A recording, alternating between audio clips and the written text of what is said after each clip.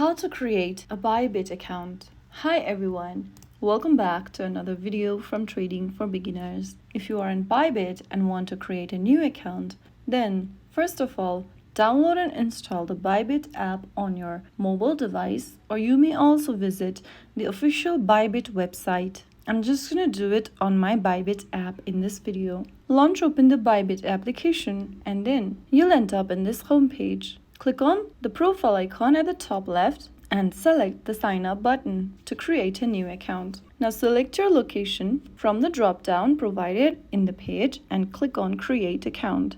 On the next page, you can go ahead and sign up with email or phone number, and then you can also sign up with Google, Apple, or your Telegram account.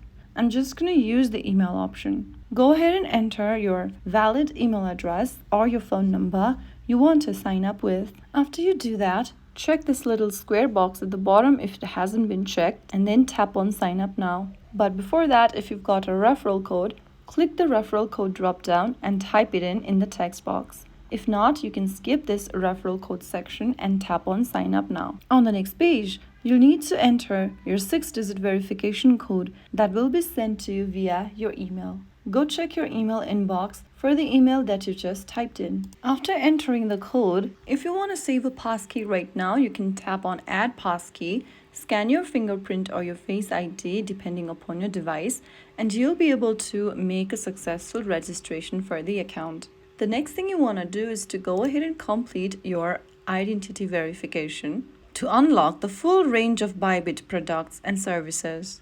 You can also do this later by tap and skip at the top right corner. Now go ahead and select whether you are new to crypto or you are familiar with the crypto, and you'll be able to complete your sign up. And that's how you create your Bybit account. To help your account to be secured, consider enabling two-factor authentication before you begin trading. So that's how you do it. If you found the video helpful, don't forget to like, share, and subscribe to our channel.